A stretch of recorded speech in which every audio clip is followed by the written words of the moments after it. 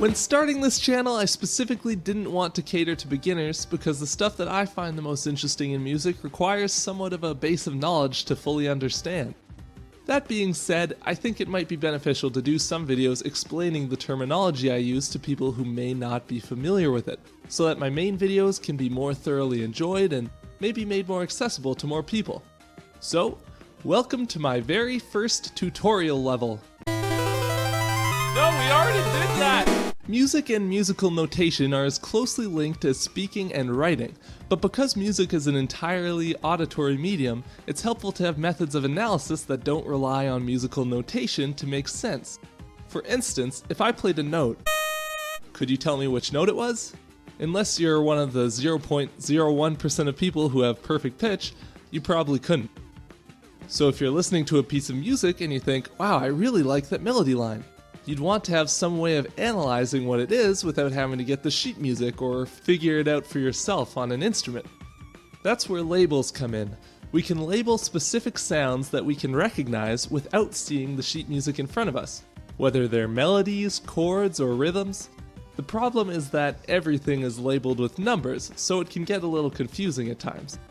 Melody notes are numbers, chords are numbers, the notes in a chord are numbers, the space between notes are numbers, and on and on and on.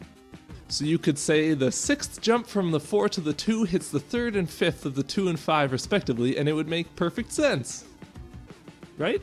To start with, I'm going to explain how I label melody, harmony, and chord tones.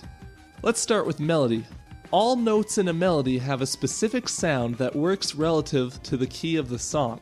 So if a song is in the key of A, like Super Mario Sunshine's Delfino Plaza, the note A will always sound like an A.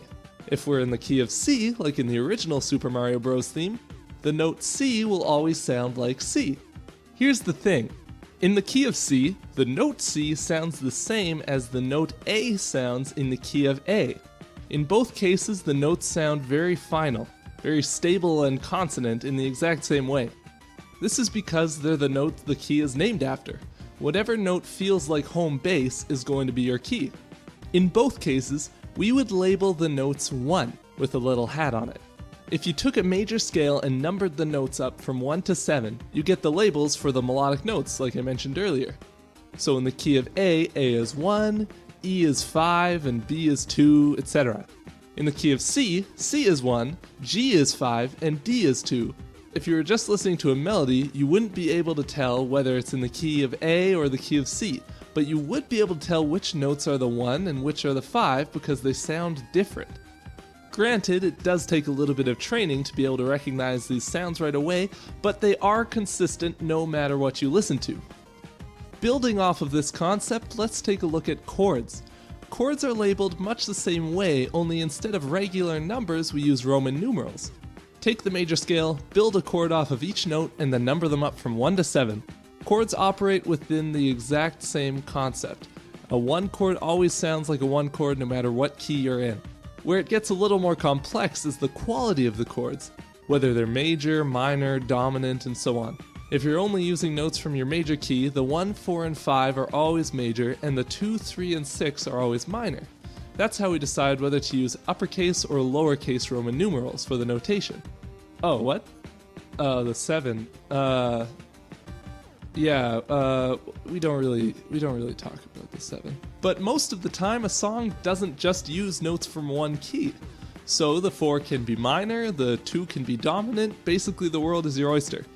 You also will frequently see chords from in between scale degrees, a flat 3 or a sharp 4 or a flat 7. So really the important part for labeling purposes is the root of the chord, or the note that a chord is built off of. For example, a chord built off of the 4th scale degree is called a 4 chord. Whether it's a 4 minor 7 or a 4 7 sharp 9, it doesn't matter, it's always a 4 chord.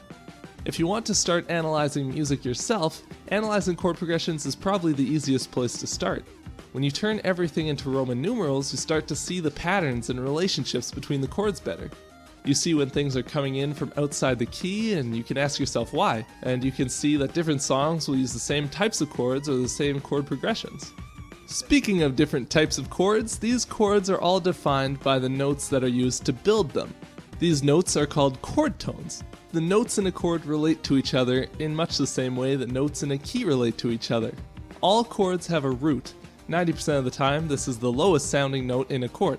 So if you take the root and picture a scale where that root is the 1, then take all the other notes of the chord and see where they fall in the scale, you'll be able to see what kind of chord you have.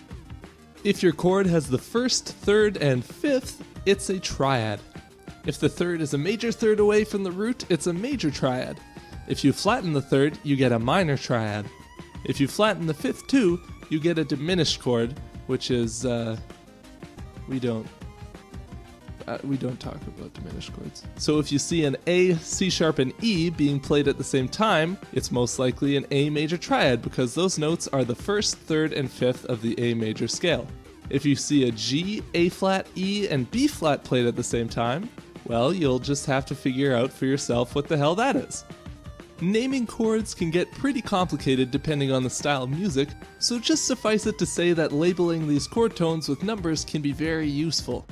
You've probably heard this sound before. That's called a major chord with a sustained 4th moving down to a 3rd. You can call that a 4-3 suspension, and having a name for it allows you to more easily recognize and understand it whenever you hear it in music. Well, I think that about wraps up this tutorial level. Was it educational? Was it still incredibly confusing? Was it a boring video for babies? Or would you like to see more videos like this? Let me know along with any questions you may have in the comments below, or tweet me questions on my new Twitter account at 8BitMusicTheory, and thank you for watching.